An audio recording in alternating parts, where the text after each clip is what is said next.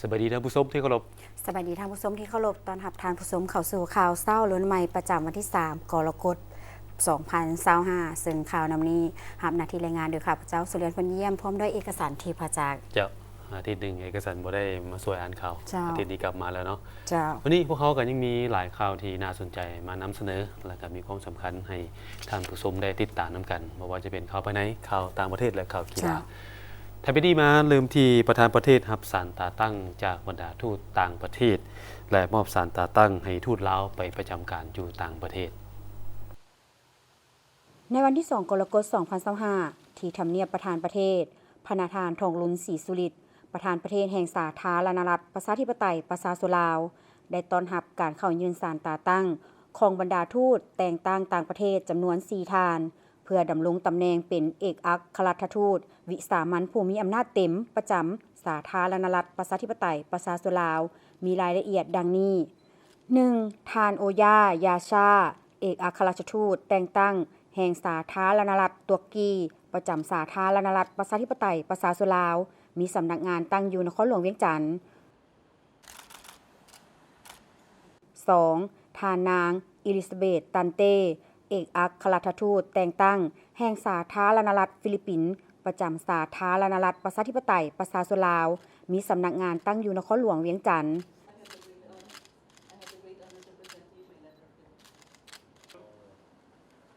3. ทานมาตินมาคูลูลูเอกอัครราชทูตแต่งตั้งแห่งสาธารณรัฐซิมบับเวประจำสาธารณรัฐประชาธิปไตยประชาชนลาวมีสำนักงานตั้งอยู่จาการ์ตาอินโดนีเซีย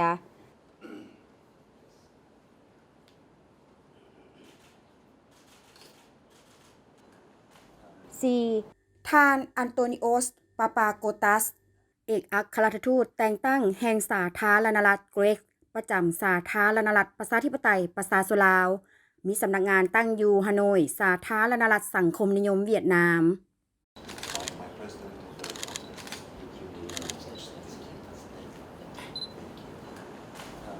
ในโอกาสนี้พระประธานทองลุนศรีสุริตได้แสดงความยินดีต้อนรับและสมเสยบรรดาทูตที่ได้ถูกแต่งตั้งให้มาดำรงตำแหน่งเป็นเอกอัครราชทูตวิสามัญผู้มีอำนาจเต็มคนใหม่ประจำลาวในครั้งนี้พร้อมทั้งแสดงความเชื่อมั่นว่าโดยประสบการณ์ทางด้านการทูตบทเรียนและความรู้โดยความสามารถที่อุดมสมบูรณ์ของบรรดาทูตจะช่วยสืบต่อสุขอยู่และส่งเสริมสายพัวพันมิตรภาพและการร่วมมืออันดีทั้งในขอบเขต2ฝ่ายและหลายฝ่ายให้นับมือได้รับการพัฒนายิ่งขึ้นสุขอยู่การแลกเปลี่ยนเยี่ยมยามซึ่งกันและกันของบรรดาการนำขั้นสูงจนถึงการไปมาหาสู่ระหว่างประชาชนด้วยกันเสริมขยายการร่วมมือด้านการค้าการลงทุนการท่องเที่ยวและแขนงการอื่นๆที่มีทายแห่งน้ำกันสุขอยู่การจัดตั้งปฏิบัติบรรดาบทบันทึกความเข้าใจที่2ฝ่ายได้ร่วมกันลงนามให้ปรากฏผลเป็นจริงพร้อมนั้นก็เสนอให้บรรดาทูตไปเยี่ยมยามบรรดาแขวงต่างๆของสาธารณรัฐประชาธิปไตยประชาชนลาวเพื่อเบิ่งการพัฒนาตัวจริงของแขวงช่วยญาติแยงและคนขวยบรรดานักธุรกิจนักลงทุนที่มีความสนใจให้เข้ามาลงทุนอยู่สาธารณรัฐประชาธิปไตยประชาชนลาวให้หลายขึ้นในขณะเดียวกันบรรดาทานทูตต่างประเทศได้แสดงความขอบใจและการต้อนรับอันอบอุ่นพร้อมทั้งแสดงความหมายมั่นจะสืบต่อสุขอยู่ส่งเสริมสายพัวพันมิตรภาพและการร่วมมืออันดีให้ปรากฏผลเป็นจริงและมีประสิทธิผลสูงสุดเพื่อนำเอาผลประโยชน์มาสู่ประเทศชาติก็คือประชาชนของทั้ง2ประเทศในวันเดียวกันพระประธานทองลุนศรีสุริตก็ได้มอบสารตาตั้งให้แก่บรรดาทูตของสาธารณรัฐประชาธิปไตยประชาชนลาวเพื่อไปรับหน้าที่ประจำอยู่ต่างประเทศจำนวน2ทานประกอบมีทานภูโขงศรีสุราษฎร์ไปรับหน้าที่เป็นเอกอัครราชทูตแห่งสาธารณรัฐประชาธิปไตยประชาชนลาวประจำสหรัฐอเมริกาและแคนาดา 2. ทานกาลมงคลสุภานุวงศ์ไปรับหน้าที่เป็นเอกอัครราชทูตแห่งสาธารณรัฐประชาธิปไตยประชาชนลาวประจำสาธารณรัฐฝรั่งและเอกอัครราชทูตผู้ต่างหน้าถาวรแห่งสาธารณรัฐประชาธิปไตยประชาชนลาวประจำองค์การฟรังโกโฟนีในโอกาสดังกล่าวพระประธานทองลุนศรีสุริตได้แสดงความย่องยอสมเสยและมีคำเห็นชี้นำต่อทานเอกอัครราชทูตทั้ง2ทานที่จะไปปฏิบัติหน้าที่การทูตอยู่ต่างประเทศจงสืบต่อประกอบส่วนสุมทุกเหือแห้งและความรู้ความสามารถของตนเข้าในการเสริมขยายสายพัวพันมิตรภาพ และการร่วมมืออันดีระหว่างสาธารณรัฐประชาธิปไตยประชาชนลาวและประเทศเพื่อนมิตรให้แตกดอกออกผลยิ่งขึ้นญาติแยงเอาการร่วมมือและการสนับสนุนช่วยเหลือด้านต่างๆจากสากลเอาใจใส่โฆษณาขนขวยบรรดานักลงทุนนักธุรกิจและนักท่องเที่ยวต่างประเทศให้เข้ามาสาธารณรัฐประชาธิปไตยประชาชนลาวหลายขึ้นเพื่อนำเอาผลประโยชน์สูงสุดมาสู่ประชาชนลาวบรรดาเผ่าประกอบส่วนอย่างตั้งหน้าเข้าในการพัฒนาเศรษฐกิจสังคมของสาธารณรัฐประชาธิปไตยประชาชนลาวในการลบล้างความทุกข์ยากให้แก่ประชาชนลาวและให้สามารถนำพาประเทศชาติหลุดพ้นออกจากสถานภาพด้อยพัฒนาตามเป้าหมายที่วางไว้ในวันที่ 2 กรกฎาคม 2025 ทานสอนไซศรีพันดรนายกรัฐมนตรีได้ลงติดตามสุกยู่การจัดตั้งปฏิบัติเวียกงานรอบด้านของแขวงโดยเฉพาะแมนการก้าเกียรดำเนินกองประชุมใหญ่ขององค์คณะพรรคแขวงอัตตปือสำหรับการดำเนินกองประชุมใหญ่ฮักฐานพรรคในทั่วแขวงสำเร็จแล้ว607ฮักฐานเท่ากับ 93.09 ส่วนห้อยท่านคำบุญดวงพระบางรองเลขาพรรคแขวงอัตตปือได้รายงานสภาพการจัดตั้งปฏิบัติเวียกงาน6เดือนต้นปี 2025 และทิศทางจุดสูงเวียกงานใน6เดือนท้ายปี ส่วนการก้าเกียมและดำเนินกองประชุมใหญ่3ขั้นของพรรคแขวงได้สำเร็จการดำเนินกองประชุมใหญ่ผู้แทนองค์คณะพรรคเมือง5เมืองกองประชุมใหญ่ผู้แทนองค์คณะพรรคปกสสาพันธ์ดักหบเก่าแม่หญิงและสาวหนุ่มสำหรับการดำเนินกองประชุมใหญ่ฮักฐานพรรคในทั่วแขวงสำเร็จแล้ว607ฮักฐานเท่ากับ 93.09 ส่วนห้อยเฉพาะฮักฐานพรรคอ้อมข้างแขวงหลายหน่วยพรรคได้สำเร็จการทาบทามรอบหนึ่งและดำเนินชีวิตการเมืองท้ายสมัย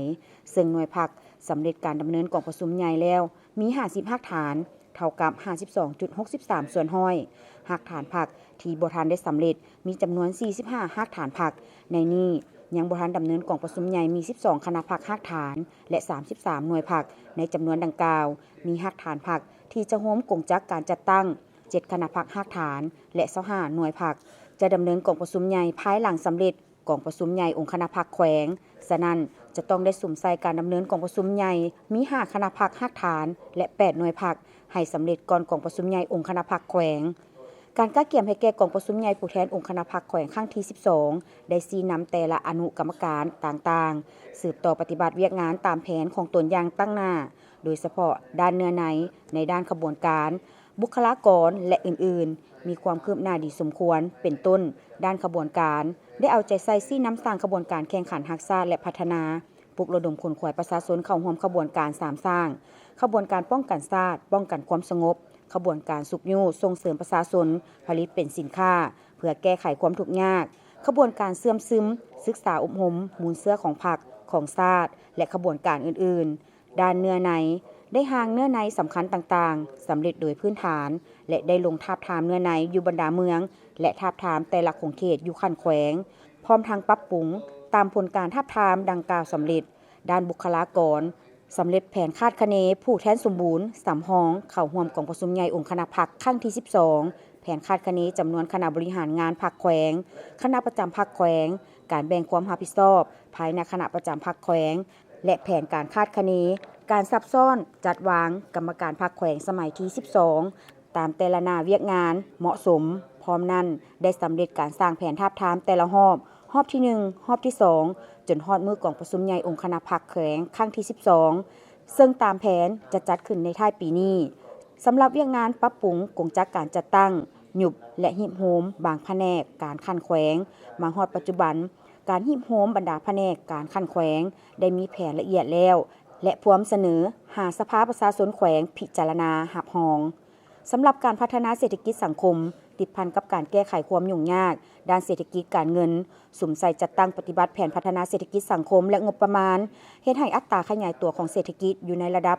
2.81 ส่วนห้อยรวมยอดผลิตภัณฑ์ภายในเฉลี่ยต่อหัวคน 1,003 ดอลลาร์ด้านงบประมาณฮอดวันที่20มิถุนายน 2025เก็บรายรับได้ทั้งหมด700 กว่าตื้อกีบเท่ากับ70ส่วนห้อยของแผนการปีและด้านอื่นๆก็ได้มีผลสำเร็จและเลื่อนแผนที่วางไว้บางหน้าเวียกที่วางไว้โอกาสนี้ทานสอนไซศรีพันดรนายกรัฐมนตรีได้โอล้มโดยแสดงความสมเสยต่อคณะพรรคพนักงานทุกขั้นที่ได้เอาใจใส่เข้าในการจัดตั้งปฏิบัติเวียกงานของตนอย่างตั้งหน้าถึงแม้ว่าสภาพความยุ่งยากทางด้านเศรษฐกิจของประเทศพบกับความยุ่งยากแต่สามารถผ่านพาเวียกงานได้สำเร็จ แต่เคียงคู่กับผลสำเร็จและผลงานที่ญาติมาได้ก็ปราศจากบ่ได้ปัญหาคงค้างที่จะต้องได้สืบต่อเอาใจใส่ในการแก้ไขในต่อหน้าเป็นต้นเวียกงานปกส.ปกส.สืบต่อเพิ่มทวีการปรับปรุงก่อสร้างรากฐานการเมืองการพัฒนาชนบทรอบด้านการก่อสร้างพรรคพนักงานตามทิศก่อสร้างพรรคให้ปลอดใสเข้มแข็งและหนักแน่นเด็ดเดียวแก้ไขปัญหาปรากฏการณ์ย่อท่อทางด้านสังคมให้ลดลงสุขยู่ส่งเสริมอันเป็นทาแหงบ่มซ่อนสร้างการผลิตและบริการภายในให้เข้มแข็งรับประกันการพัฒนาแบบยืนยงเอาใจใส่จัดตั้งผันขยายที่ซี่น้ำของพรรคในการสร้างเศรษฐกิจเป็นเอกราชเป็นเจ้าตนเองตามมติ 04 ทับกมสพและมติ 05 ทับลบโดยให้สุมไซคุดค้นทายแห่งต้นต่อของแขวงสืบต่อผันขยายนิติกรรมของคณะเฉพาะกิจ 19 ทับกมสพอย่างเข้มงวดโดยเฉพาะบรรดาเวียกจุดซุ้มเป็นต้นการคุ้มครองเงินเฟ้อและอัตราแลกเปลี่ยนการคุ้มครองราคาสินค้าการแก้ไขหนี้สินและมาตรการทางด้านการเงินให้ได้รับผลดีพร้อมนั้นการประสานสมทบกับคณะเฉพาะกิจตามข้อตกลงฉบับเลขที่ 47 ทับนย.ลงวันที่ 25 เมษายน 2025 เพื่อสุมใส่การคุ้มครองติดตามและกวดกาโครงการแห่ท่าที่ได้อนุมัติผ่านมาให้สืบต่อติดตามกวดกาบรรดาโครงการลงทุนที่ได้รับอนุมัติโครงการใดบ่มีความคืบหน้าหรือมีความล่าช้าบ่ปฏิบัติตามสัญญาส่งผลกระทบหนักหน่วงต่อสิ่งแวดล้อมและสังคมแม้นให้ปฏิบัติตามมาตรการกล่าวเตือนกำหนดเวลาให้แก้ไขอย่างจะแจ้งถ้าหากบ่ได้รับการแก้ไขแม้นให้ก้าวเข้าสู่ขั้นตอนการขอยกเลิกหรือทอดเอาโครงการคืนจัดตั้งปฏิบัติเวียกงานพัฒนาชนบทและแก้ไขความทุกข์ยากของประชาชนบรรดาเผ่าอยู่ภายในแขวงให้สร้างการหันเปลี่ยนใหม่ด้านจินตนาการยกระดับคุณภาพเวียกงานการเมืองแนวคิดและทฤษฎีของพรรคสร้างการหันเปลี่ยนอย่างแข็งแรงและลึกซึ้งและในวันที่2กรกฎาคมผ่านมาได้มีกองประชุมคบคณะกรรมการส่งเสริมการบริจาคเลือดส่งเลือดแห่งชาติเพื่อสรุปคืนเกี่ยวกับการจัดตั้งปฏิบัติเวียกงานการระดมบริจาคเลือดและการสนองเลือดที่ปลอดภัยพร้อมกับวางทิศทางแผนการในต่อหน้ากองประชุมคบคณะของคณะกรรมการส่งเสริมการบริจาคเลือดส่งเลือดแห่งชาติภายใต้การเป็นประธานของท่านกีแก้วไข่คำพิทูลรองนายกรัฐมนตรีมีท่านคำลาวันจันทราวันประธานองค์การกระแดงแห่งชาติลาวมีคณะกรรมการส่งเสริมการบริจาคเลือดส่งเลือดแห่งชาติเข้าร่วมกองประชุมคบคณะของคณะกรรมการส่งเสริมการบริจาคเลือดส่งเลือดแห่งชาติจัดขึ้นเพื่อสรุปคืนเกี่ยวกับการจัดตั้งปฏิบัติเวียกงานปลุกระดมบริจาคเลือดและตอบสนองเลือดที่ปลอดภัยในระยะผ่านมาพร้อมทั้งกำหนดทิศทางแผนการในต่อหน้าท่านคำลาวันจันทราวันประธานองค์การกระแดงแห่งชาติกล่าวว่าปี 2024 ผ่านมาคาดหมายสู่ซนที่สภาแห่งชาติรับรองแม่น 78,000 ถุงในนี้ศูนย์กลางต้องปฏิบัติให้ได้ 33,300 ถุงท้องถิ่นให้ได้ 44,700 ถุงผ่านการจัดตั้งปฏิบัติและออกรับบริจาคเลือดทั้งหมด 1,256 ครั้งศูนย์กลาง385ครั้งท้องถิ่น871ครั้งทั่วประเทศรับบริจาคเลือดได้ทั้งหมด 71,290 ถุงรุดแผ่น 6,710 ถุงหรือเท่ากับ92ส่วนห้อยของแผนการปีในนี้ศูนย์กลางปฏิบัติได้ 36,197 ถุงลื่นแผนการเท่ากับ109ส่วนห้อยของแผนการปีท้องถิ่นปฏิบัติได้ 35,039 ถุงรุดแผนการเท่ากับ78ส่วนห้อยของแผนการปีส่วนหลายแม่นการบริจาคเลือดแบบสมัครใจบ่เฮียงห้องสิ่งตอบแทนความเอา48ส่วนห้อยและบริจาคเลือดแบบพี่น้องความเอา52ส่วนห้อยของการบริจาคเลือดทั้งหมดแขวงที่ลื่นคาดหมายสู่ซนในปี 2024 มีนครหลวงเวียงจันทร์หลวงพระบางสัญบุรีเสกองและอัตตปือได้จ่ายเลือดและส่วนประกอบของเลือดให้แก่คนเจ็บจำนวน 87,858 ถุงคนเจ็บได้รับผลประโยชน์ 43,050 คนในปี 2024 สถาบันเลือดแห่งชาติได้รับใบยั่งยืนรับรองคุณภาพจากองค์การสากลความก้าวหน้าของการส่งเลือดหรือ AABB ในความพยายามการที่จะบรรลุปรับปรุงความปลอดภัยของเลือดที่เทือละก้าวสำหรับปี 2025 ได้มีการแก้เกี่ยมให้3แขวงคือหลวงพระบางเวียงจันทร์และสัญบุรีปี 2025 คาดหมายสู่ซนที่สภาแห่งชาติได้รับรองทั่วประเทศต้องบรรลุ 84,000 ถุงในนี้ศูนย์กลางต้องบรรลุ 34,000 ถุง ท้องถิ่นต้องบรรลุให้ได้ 46,400 ถงและ6 เดือนต้นปีได้ออกรับบริจาคเลือด680 ครั้งศูนย์กลาง287 ครั้งท้องถิ่น393 ครั้งทั่วประเทศปฏิบัติได้เลือดทั้งหมดคือ 36,758 ถงเท่ากับ 46 ส่วนห้อยของแผ่นมาฮอดปัจจุบันได้จ่ายเลือดและส่วนประกอบของเลือดไปแล้ว 44,215 ถงคนเจ็บได้รับผลประโยชน์ 26,058 คนฮอดปี 2030 ทั่วประเทศต้องบรรลุการรับบริจาคเลือด 120,000 ถงโดยให้มีการบริจาคเลือดแบบสมัครใจบ่เฮียงห้องสิ่งตอบแทนให้ได้ห้อยส่วนห้อยของการบริจาคเลือดทั้งหมดและในวันที่ 30 มิถุนายนที่ห้องว่าการสำนักงานนายกรัฐมนตรีได้จัดพิธีมอบรับหน้าที่บรรดาหัวหน้ากรมระหว่างหัวหน้ากรมผู้เก่าและหัวหน้ากรมผู้ใหม่พิธีมอบรับหน้าที่บรรดาท่านหัวหน้ากรมระหว่างหัวหน้ากรมผู้เก่าและหัวหน้ากรมผู้ใหม่โดยการเข้าร่วมของท่านบัวคงนามวงศ์รัฐมนตรีหัวหน้าห้องว่าการสำนักงานนายกรัฐมนตรีมีพลจัตวานางลีวงศ์ลาวลีห้องรัฐมนตรีกระทรวงป้องกันความสงบบรรดาหัวหน้ากรมห้องหัวหน้ากรมและพนักงานราชการขั้นแผนกเข้าร่วมในพิธีครั้งนี้บรรดาท่านหัวหน้ากรมผู้เก่ามีหัวหน้ากรมบริหารพิธีการและการเงินหัวหน้ากรมนิติกรรมและหัวหน้ากรมประชาสัมพันธ์ได้ขึ้นผ่านบทรายงานโดยย่อเกี่ยวกับการจัดตั้งปฏิบัติเวียกงานของกรมในระยะผ่านมา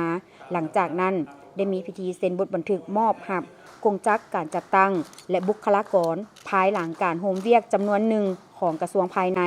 มาขึ้นกับห้องว่าการสำนักงานนายกรัฐมนตรีระหว่างทานบัวคงนามวงศ์และพลจัตวานางลีวงศ์ลาวลี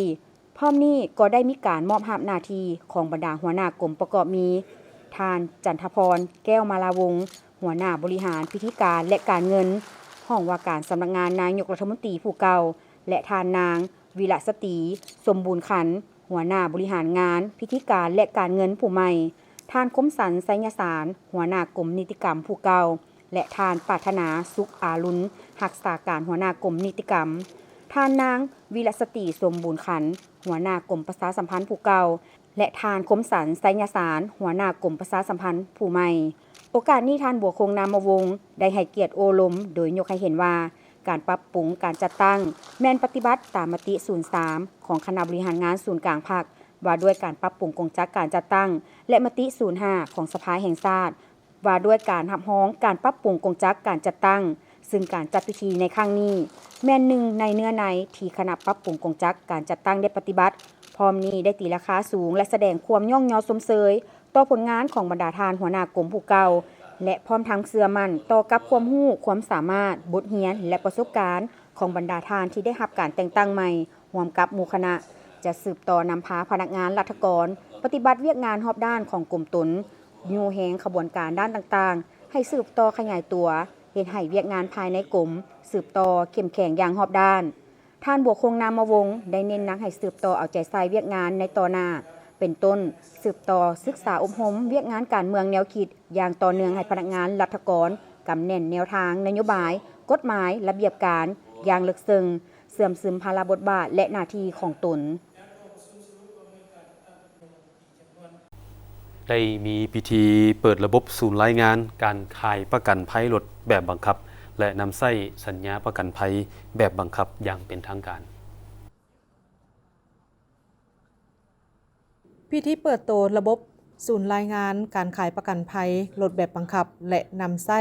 สัญญาประกันภัยรถแบบบังคับได้จัดขึ้นในเมื่อวันที่ 1 กรกฎาคม 2025 อยู่ที่กรมสวยสาอากรกระทรวงการเงินโดยการเข้าร่วมของท่านนางพรวรรณอุทธวงศ์รองรัฐมนตรีกระทรวงการเงินมีคณะกรมแผนกอ้อมข้างกระทรวงการเงินผู้ต่างหน้าสมาคมประกันภัยแห่งสาธารณรัฐประชาธิปไตยปาตสลาวผู้อำนวยการบริษัทประกันภัยเข้าร่วม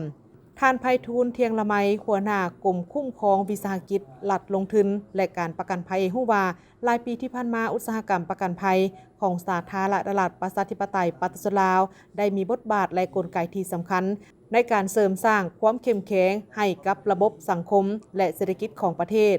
นอกจากการประกันภัยที่เป็นเครื่องมือในการบริหารความเสี่ยงที่สำคัญในการรับประกันความมั่นคงให้กับชีวิตและทรัพย์สินของประชาชนทุกระดับแล้ว การประกันภัยยังช่วยแบ่งเบาภาระงบประมาณภาครัฐและประชาชนการปฏิบัติตามกฎหมายว่าด้วยประกันภัยได้กำหนดแบบประกันภัย2ประเภทหลักคือประกันภัยชีวิตและประกันภัยทั่วไปในนั้นการประกันภัยทั่วไปจะประกอบมี2แบบคือการประกันภัยทั่วไปแบบสมัครใจหมายถึงผู้ซื้อประกันภัยมีสิทธิ์เลือกเอาประเภทลดขอบเขตและวงเงินคุ้มครองประกันภัยตามแบบที่บริษัทประกันภัยบางออกและการประกันภัยทั่วไปแบบบังคับแม่นหมายถึงการประกันภัยที่มีบุคคลนิติบุคคล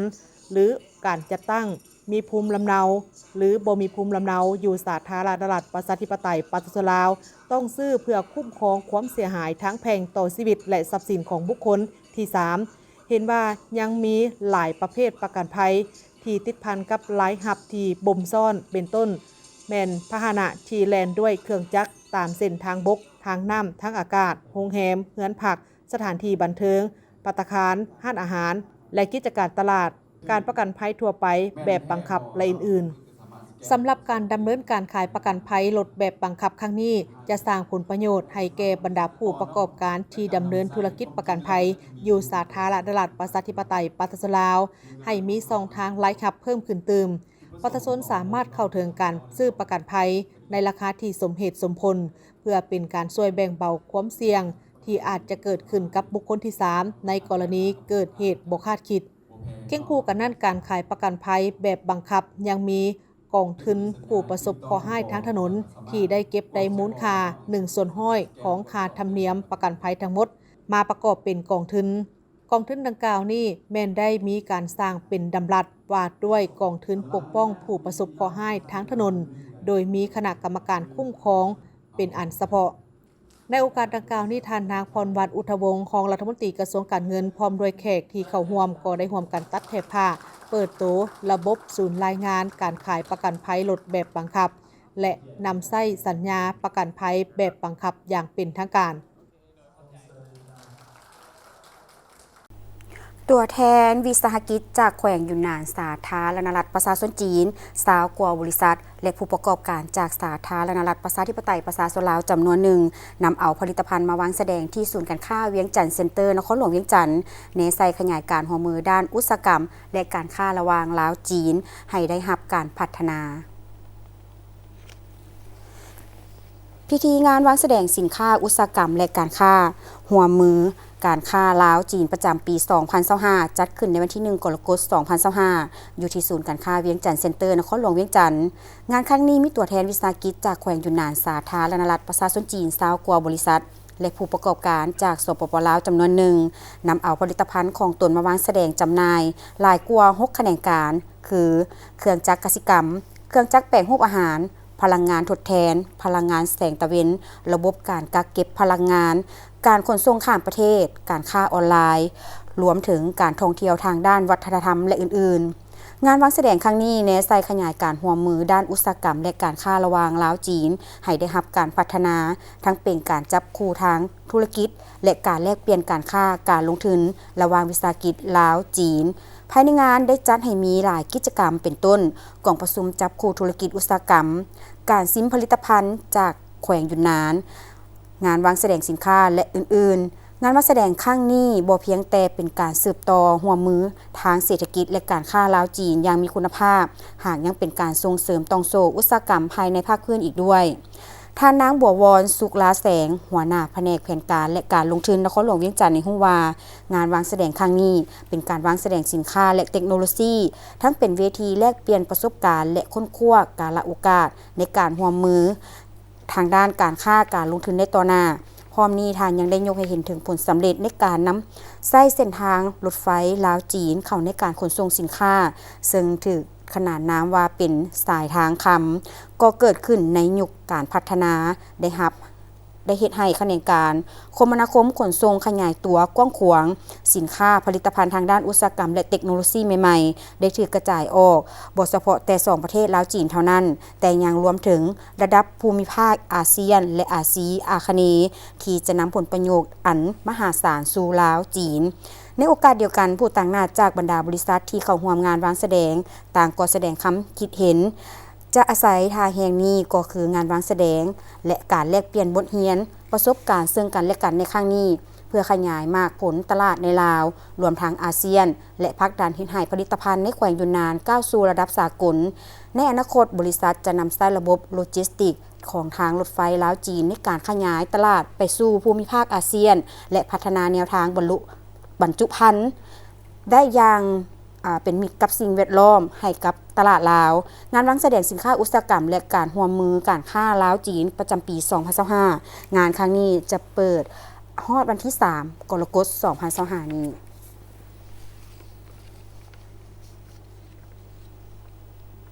ก็คือในมื้อนี้เนาะ3กรกฎาคมก็ยังไปชมกันได้เนาะมาต่อที่กองประชุมสุขยู่เวียกงานเผยแพร่พุทธศาสนาให้แก่องค์การพุทธศาสนาสัมพันธ์ลาวเมืองนาไซทองนครหลวงเวียงจันทน์จัดขึ้นวันที่2กรกฎาคมผ่านมากองประชุมสุขยู่เวียกงานเผยแพร่พุทธศาสนาให้แก่องค์การพุทธศาสนาสัมพันธ์ลาวเมืองนาไซทองโดยการเข้าร่วมกล่าวไขกองประชุมของญาทานใหญ่มหาเวท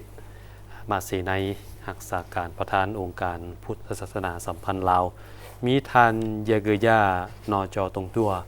ของประธานศูนย์กลางในลาวสังชาติมีประสงค์ต่างนา60กว่าวัดพร้อมด้วยภาคส่วนเกี่ยวข้องเข้าร่วมในกองประชุมผู้เข้าร่วมได้รับฟังการนำเสนอสภาพรวมผลสำเร็จของประชุมใหญ่ผู้แทนพระสงฆ์ทั่วเมืองนาไซทองครั้งที่9การนำเสนอเกี่ยวกับพระบทบาทสิทธิและหน้าที่ของกรรมาธิการเผยแพร่ศีลธรรมและปฏิบัติกรรมฐาน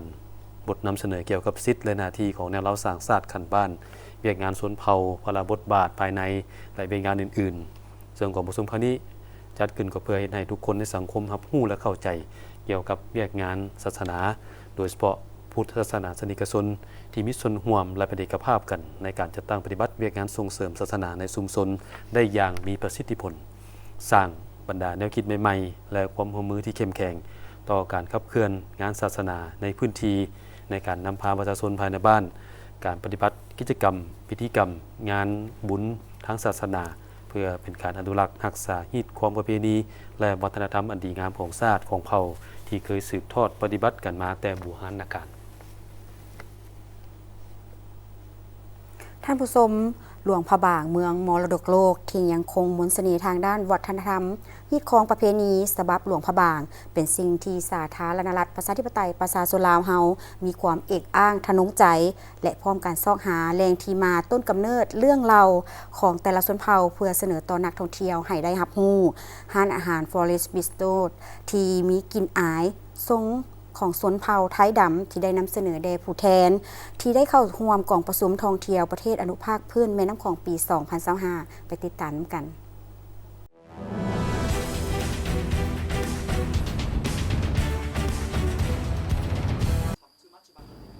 ผู้แทนที่ได้เข้าร่วมในกองประชุมท่องเที่ยวประเทศอนุภาคพื้นแม่น้ำของ 2025 ได้ร่วมกิจกรรมเวทีเสวนาด้านการท่องเที่ยวปิ่นอ้อม4หัวข้อเส้นอาหารเพื่อการท่องเที่ยวการท่องเที่ยวกสิกรรมการท่องเที่ยวแบบอนุรักษ์การท่องเที่ยวทางมรดกและวัฒนธรรมอยู่สถานที่ตัวจริงเพื่อเป็นการเปิดโอกาสให้กับผู้เข้าร่วมได้มีการปรึกษาหารือกับหัวข้อต่างๆและสัมผัสกับกิจกรรมตัวจริงในแต่ละจุดพร้อมทั้งเปิดโอกาสให้กับผู้เข้าร่วมได้เรียนรู้ประสบการณ์ใหม่ๆท่านกิพรวงสวรรค์เจ้าของห้านอาหาร Forest Bistro บอกกับทีมข่าวโทรทัศน์แห่งชาติว่าทางห้านได้มีการกักเกี่ยมความเป็นลาวโดยเฉพาะแม่นมนต์เสน่ห์ของชนเผ่าใต้ดำที่เนรมิตการตกแต่งที่เป็นเอกลักษณ์เฉพาะของชนเผ่าใต้ดำความเป็นมาของห้าน Forest Bistro ที่ตั้งอยู่บ้านทาแป้นหลวงพระบางเป็นเส้นทางที่ไปสู่น้ำตกตาดกวางซีเราได้นำเสนอเป็นร้านอาหารชนเผ่าไทยดำหรือว่าชื่อว่า Forest Bistro ที่น้ำตกตาดกวางซีที่นี่จุดเด่นของห้านก็คือการนำเสนอชนเผ่าและอาหารที่เป็นเอกลักษณ์ของไทยดำและก็ยังคงความเป็นลาวๆที่อยากรักษาวัฒนธรรมและอยากส่งเสริมให้ประชาชนในหมู่บ้านทาแป้นนี้ได้มีอาชีพและก็อยากให้แขนงการท่องเที่ยวได้มีความหลากหลายเรื่องด้านอาหารเรื่องบอนกินบอนเที่ยวต่างๆเพราะว่าเฮาอยากให้เวลานักท่องเที่ยวมาถึงบ้านเมืองเฮาแล้วให้มีของว่าได้เห็นบรรยากาศที่ความเป็นยูนิคความเป็นของว่าลาวๆและนำเสนอผ่านเป็นร้านอาหารและก็ผ่านเครื่องแต่งกายของน้องๆที่เฮ็ดเวียกบริการที่นี้ ด้านผู้เข้าร่วมกองประชุมในครั้งนี้แม้นมีความประทับใจถึงมนต์เสน่ห์ของความเป็นลาวการนุ่งถือฮิตของประเพณีที่เป็นเอกลักษณ์เฉพาะของลาวโดยเฉพาะก็แม่นอยู่หลวงพระบางเมืองมรดกโลก Mình đã từng đến Viêng Chăn nhưng đây là lần đầu tiên mình được đến Luang Prabang ข้าพเจ้าเคยมาแต่เวียงจันทร์ครั้งนี้ถือว่าเป็นครั้งนับอิฐที่ได้มาหลวงพระบางเพื่อเข้าร่วมกองประชุมการท่องเที่ยวอนุรักษ์พืชแม่น้ำของ2025โดยการท่องเที่ยวอยู่ลาวสามารถดึงดูดนักท่องเที่ยวก็แม่นทางธรรมชาติวัฒนธรรมการนุ่งถือของชนเผ่าและอาหารการกินการมีส่วนร่วมของชุมชนในเวียกงานอนุรักษ์ธรรมชาติถือว่าเป็นการท่องเที่ยวที่ลาวเฮ็ดได้ส่วนผู้ประกาศข่าวของไทยจากช่อง NBT ได้มาท่องเที่ยวและเข้าร่วมกองประชุมอยู่หลวงพระบางครั้งนี้เป็นครั้งที่ 3 เห็นว่านครหลวงพระบางยังคงรักษามนต์เสน่ห์แบบลาวเดิมเมื่อกับประเทศไทยก็จะมีการเขียนข่าวเพื่อโฆษณาการท่องเที่ยวอยู่ลาวให้นักท่องเที่ยวไทยได้รับรู้หลายขึ้น คือจริงๆแล้วตัวเองได้มีโอกาสมาหลวงพระบางเมื่อ20 กว่าปีที่แล้วประมาณ20 ปีที่แล้วตอนลูกเล็กๆอ่ะมาเที่ยวกับคุณพ่อคุณแม่มาครั้งแรกมาตอนน่าจะเป็นหน้าหนาวเพราะว่าจำได้ว่าใส่เสื้อหนาแต่ว่ามาแล้วรู้สึกประทับใจมากคือเป็นเมืองที่สวยมากแล้วเป็นเมืองที่ควรอนุรักษ์มากๆไม่ทราบนี่ถือว่าเป็นความคิดเห็นของบรรดาผู้เข้าร่วมงานที่ได้ร่วมบรรดากิจกรรมเสวนาด้านการท่องเที่ยวโดยแบ่งออกเป็นหัวข้อใน4กลุ่มแต่ละหัวข้อก็แตกต่างกันไปผู้แทนที่เข้าร่วมกองประชุมในอนุภาคพืชแม่น้ำของได้มีการศึกษาการท่องเที่ยวแบบอนุรักษ์อยู่รีสอร์ทน้ำคานหัวข้ออาหารการท่องเที่ยวอยู่ศูนย์ส่งเสริมหัตถกรรมออกพบตกและการท่องเที่ยวทางมรดกวัฒนธรรมอยู่เฮือนจันทน์และเข้าร่วมสาธิตการเฮ็ดนาอยู่บริษัท Living Land Farm ทุกหัวข้อล้วนแล้วแต่สร้างความประทับใจให้กับผู้เข้าร่วมได้เป็นอย่างดีคุณประดิษฐ์ไทยภาพเจษมรรายงานจากแขวงหลวงพระบาง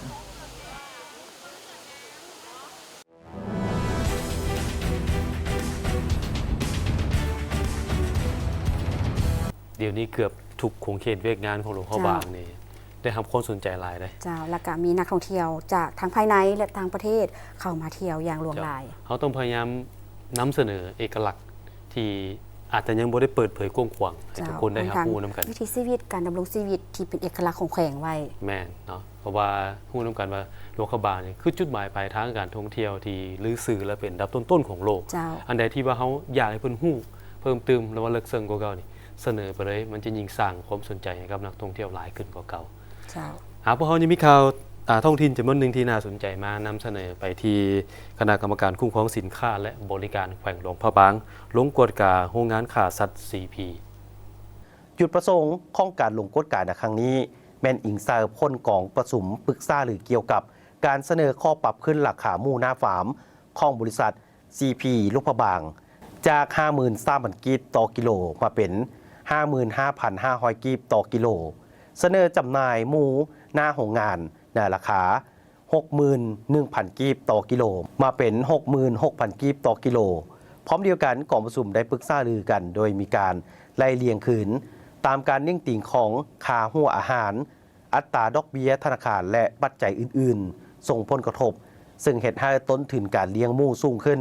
และก็ได้เก็บกำข้อมูลส้มเทียบกับราคาหมูหน้าฟาร์มราคาหมูขายย่อยอยู่บรรดาแขวงอ้อมข้าง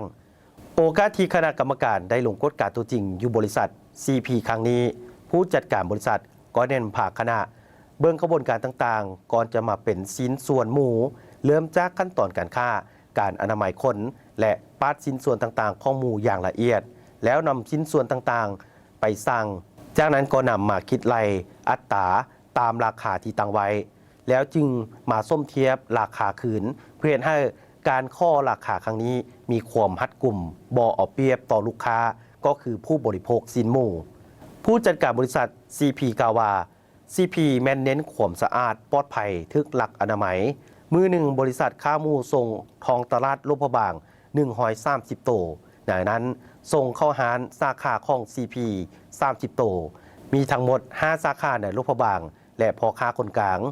นำไปส่งขายอยู่ตลาดผู้ซีและตลาดทรายสุ่มสนอีก100โต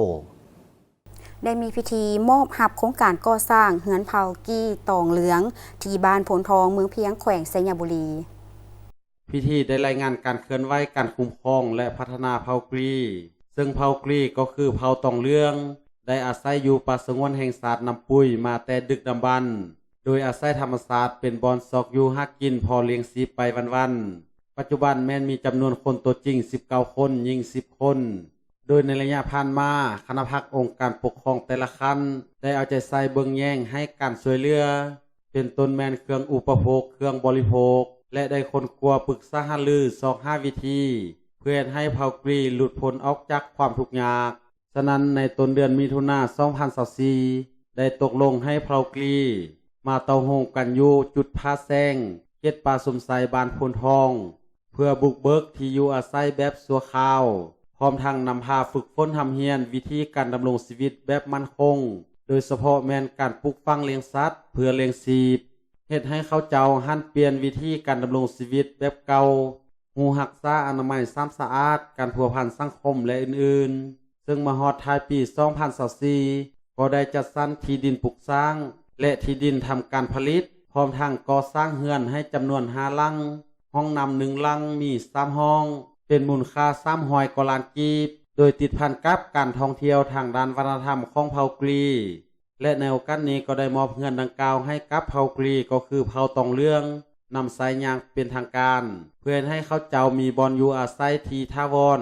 และเรียนรู้การออกให้งานเพิ่มพูนผลิตผลปลูกฝังเลี้ยงสัตว์เพื่อสร้างความเข้มแข็งโดยตนเองเทอละกาวต่อที่พิธีปิดสุดฝึกอบรมเวียกงานแก้ไขข้อขัดแย้งทางด้านเศรษฐกิจให้แก้คะแนนการส่งเสริมเวียกงานยุติธรรมและแก้ไขข้อขัดแย้งทางด้านเศรษฐกิจอยู่แขวงบริคำไสในเอกสารของการฝึกอบรมเวียกงานแก้ไขข้อขัดแย้งทางด้านเศรษฐกิจในครั้งนี้ประกอบมี9หัวข้อคือความหมายความสำคัญของเวียกงานแก้ไขข้อขัดแย้งทางด้านเศรษฐกิจหลักการและผลประโยชน์ที่จะได้รับจากการแก้ไขข้อขัดแย้งทางด้านเศรษฐกิจความแตกต่างระหว่างการดำเนินการแก้ไขระหว่างองค์การแก้ไขข้อขัดแย้งทางด้านเศรษฐกิจและศาลประชาชนเวียกงานการสร้างนิติกรรมการโฆษณาการพัวพันร่วมมือกับต่างประเทศและการคุ้มครองผู้แก้ไขข้อขัดแย้งทางด้านเศรษฐกิจเวียกงานสังรวมและคำใส่ใจต่างๆในการแก้ไขข้อขัดแย้งทางด้านเศรษฐกิจทักษะในการแก้ไขข้อขัดแย้งทางด้านเศรษฐกิจด้วยการไกล่เกลี่ยทักษะในการแก้ไขข้อขัดแย้งทางด้านเศรษฐกิจด้วยการตัดสินการปฏิบัติผลของการแก้ไขข้อขัดแย้งทางด้านเศรษฐกิจสนทนาแลกเปลี่ยนบทเรียนในการฝึกอบรมในแต่ละหัวข้อจำลองการไกล่เกลี่ยและการตัดสินคณะผู้สอบในแต่ละหัวข้อแม้ได้เอาใจใส่ในการบรรยายด้วยความรับผิดชอบสูงและสำเร็จตามกำหนดเวลาที่ได้กำหนดไว้พร้อมนั้นผู้เข้าร่วมการฝึกอบรมก็ได้มีการเอาใจใส่ด้วยความรับผิดชอบสูงในการค้นคว้าบทเรียนในแต่ละหัวข้อด้วยการยกเอาบทเรียนหรือพฤติกรรมตัวจริงขึ้นมาสนทนาแลกเปลี่ยนบทเรียนยังคงไปคงมาด้วยบรรยากาศอันฟุดเฟือนมีการตั้งคำถามเพื่อแลกเปลี่ยนบทเรียนซึ่งกันและกันสามารถเฮ็ดให้สมณกรมีความรับรู้ถึงพระบทบาทสิทธิและหน้าที่ขององค์การแก้ไขข้อขัดแย้งทางด้านเศรษฐกิจรวมไปถึงวิธีการและขั้นตอนต่างๆในการดำเนินการไกล่เกลี่ยและตัดสินหลายขึ้นกว่าเก่า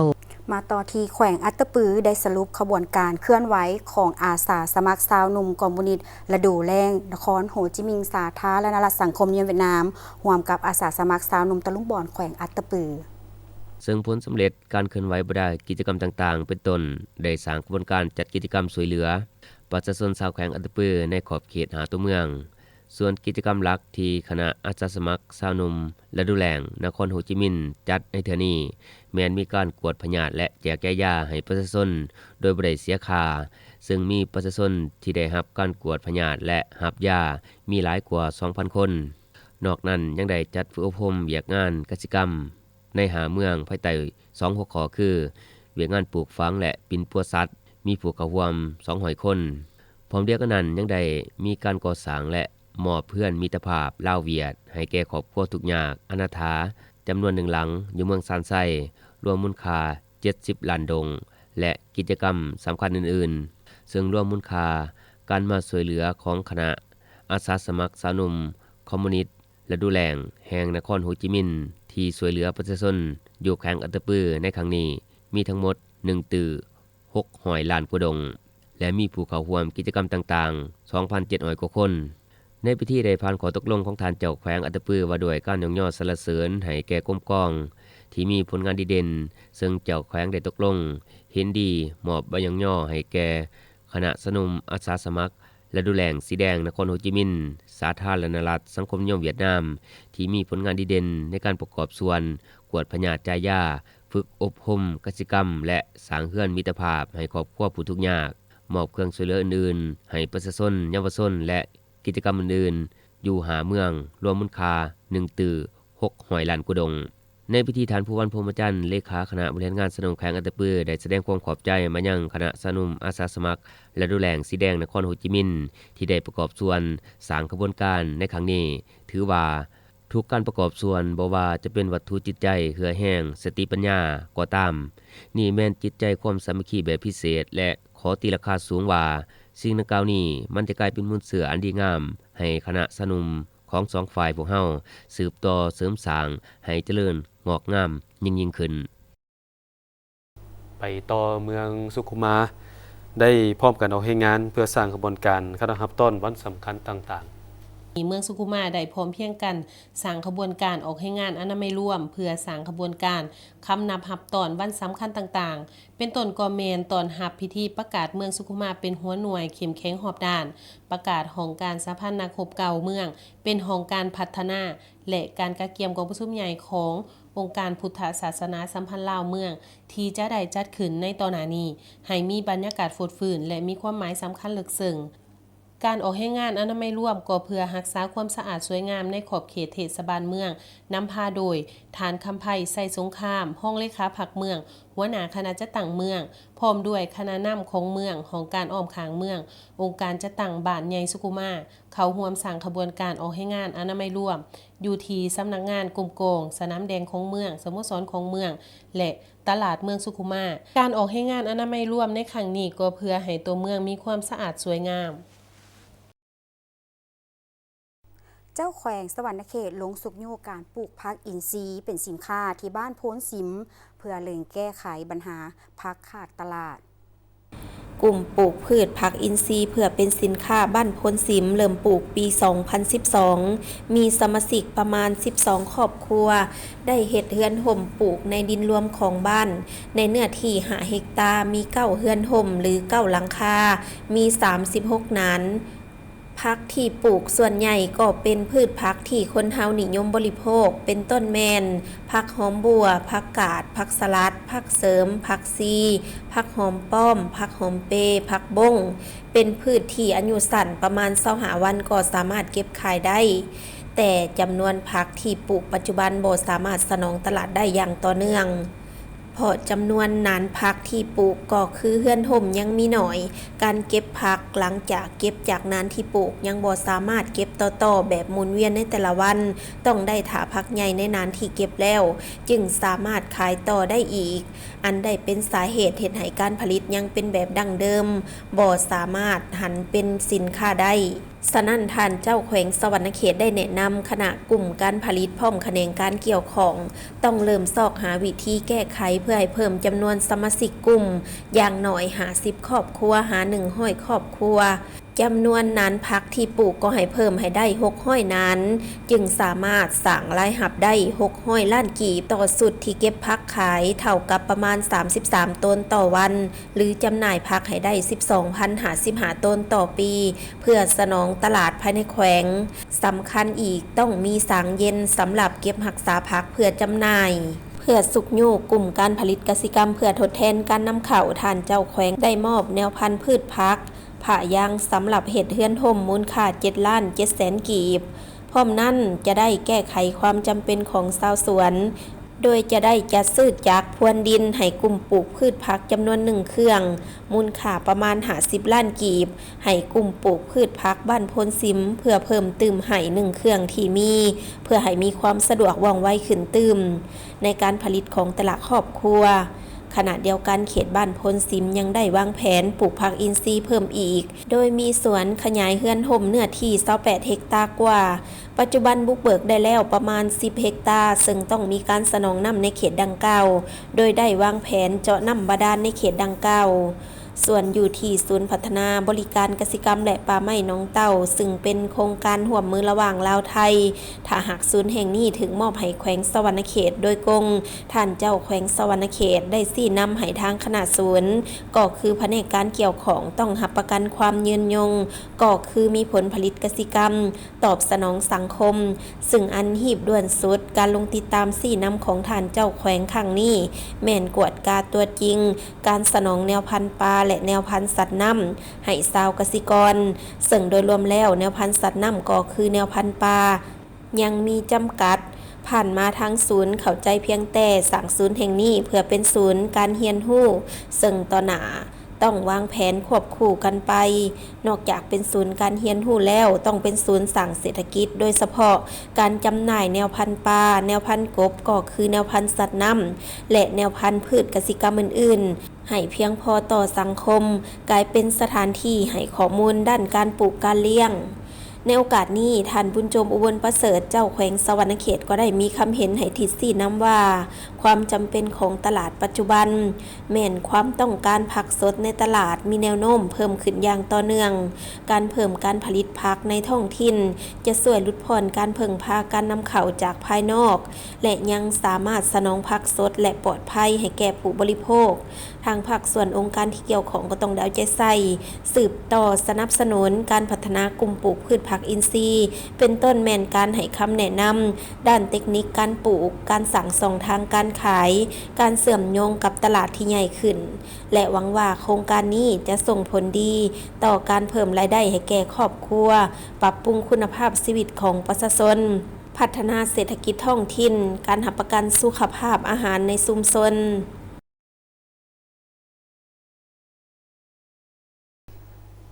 สำเร็จกองประชุมใหญ่สมาชิกพรรคคณะพรรคหักฐานแผนกเทคโนโลยีและการสื่อสารแขวงสวรรณเขตครั้งที่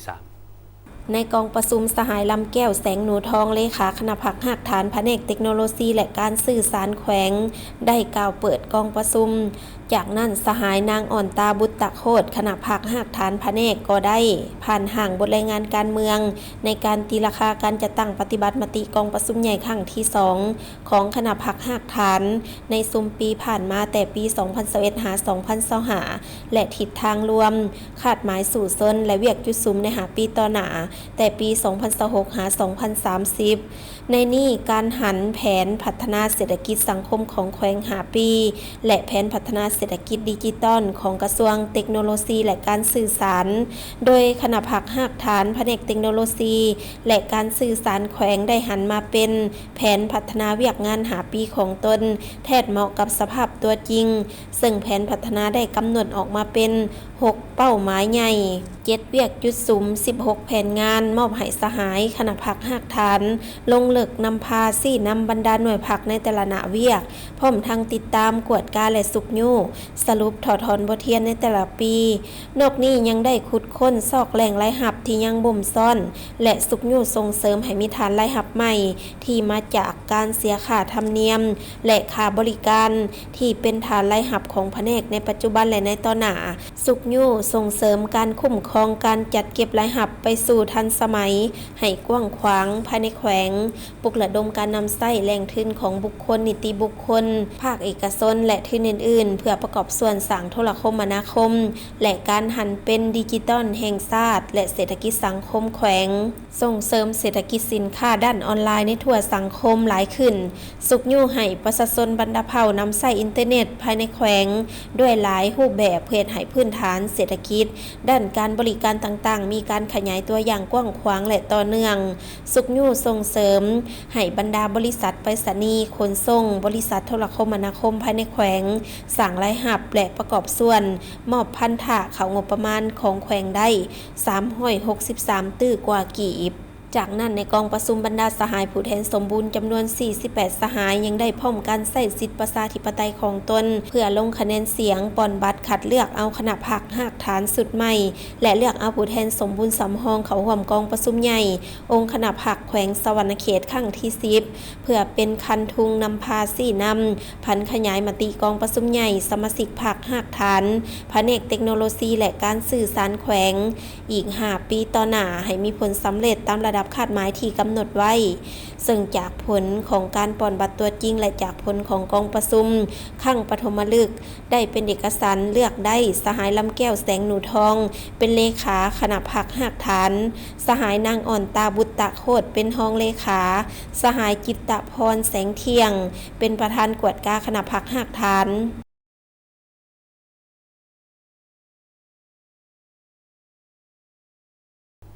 ทางผู้ชมที่เคารพมาฮอนี่ข่าวเศร้าเรื่องใหม่ประจำวันของพวกเฮาก็หมดเวลาลงแล้วโฆษกทั้งสองพร้อมด้วยทีมงานต้องขอลาทานผู้ชมไปด้วยเวลาเพียงเท่านี้ขอบใจทุกท่านที่ให้เกียรติติดตามรับชม สบายดี สบายดี